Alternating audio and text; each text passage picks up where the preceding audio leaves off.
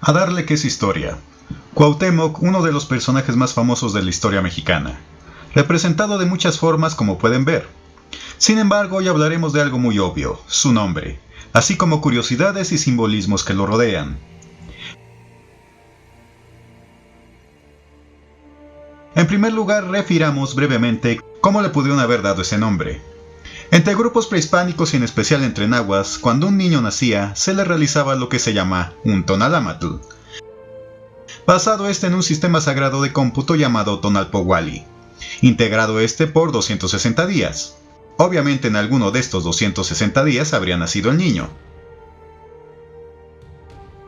Por ello, al nacer, el especialista en esta materia, llamado Tonalpouque, se encargaba de analizar la fecha de nacimiento del menor. Y al tener su día y hora de nacimiento, este personaje obtenía una serie de datos y características que servirían para saber cómo sería su vida. De estos datos se podían formar varias posibilidades de nombres para el bebé, de los cuales los padres escogerían alguno.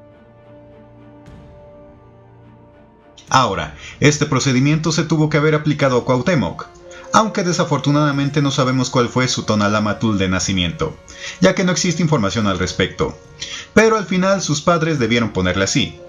Sin embargo, su propio nombre nos da pistas del día en que podría haber nacido.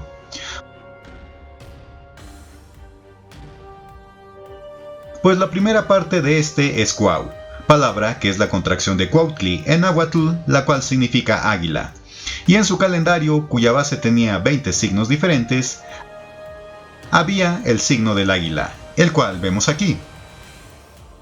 Así, su nombre nos da la posibilidad de que Cuauhtémoc podría haber nacido en un día águila. Ahora, su nombre es una palabra compuesta, pues después de águila tenemos un verbo, el cual es el de Temoc. Temoc es un verbo en náhuatl que significa descender. Entonces, al combinarse un sustantivo y un verbo, forman juntos una oración, la cual significa águila que desciende. Y bueno, algunas traducciones muy simplistas han referido que Cuauhtémoc significa águila que cae, versión a la cual algunos han buscado darle ese sentido fatalista de la llegada española, en el sentido de que en su nombre ya estaba predestinado que los mexicas caerían. Pero verlo de esa forma va en contra de su rica cosmovisión, que va más allá de hablar de un águila que cae al suelo, ya que esa palabra ya existía incluso antes de que naciera Cuauhtémoc. Su nombre ha sido representado en el arte, aunque quizás a veces no sea muy visible. Y uno de los ejemplos más destacados de ello lo tenemos en Jesús Enrique Emilio de la Helguera, quien nació en Chihuahua el 28 de mayo de 1910. Este personaje fue uno de los más reconocidos pintores del arte calendárico en la historia de México, y quizás han visto o han tenido alguna vez un calendario de este personaje. Por lo general, a veces se venden sus calendarios en puestos de periódicos, donde pintó varias imágenes del folclore mexicano. Como pueden ver en estas imágenes, y claro, él también dibujó varios guerreros águila, como vemos aquí. Y en estas pinturas vemos escudos o chimalis, los cuales representan el nombre de Cuauhtémoc, pues pueden apreciar que el águila apunta hacia abajo, representando el escudo su nombre. Obviamente estas pinturas son una idealización del personaje, pues no sabemos cómo era físicamente en realidad. Así como también, si bien quizás existió un escudo con ese diseño, los que sobreviven no son parecidos a este. Y como ya referimos, esa palabra contraída refiere incluso más que el nombre del último tlatoani mexica, ya que simbólicamente el águila era la representación del sol. Por ello, además del águila que desciende, el nombre podría traducirse como sol que desciende. ¿Y por qué tenemos esa connotación astronómica? Porque la palabra Cuauhtémoc también daba nombre a un momento del día en relación con el sol y la tierra.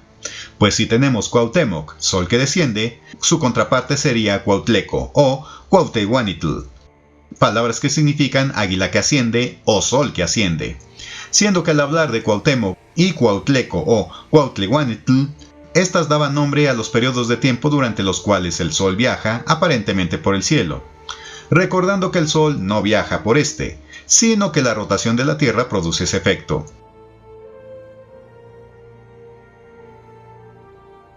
Así, cuando el sol salía por el oriente y llegaba a la parte más alta de la bóveda celeste, a ese periodo de tiempo se le llamaba Cuautleco o Cuautlehuanitl, y después al descender, al poniente era llamado Cuauhtémoc, siendo estos dos conceptos una dualidad que partía el cielo en dos secciones. Y claro, el descenso del sol en sus creencias era necesario,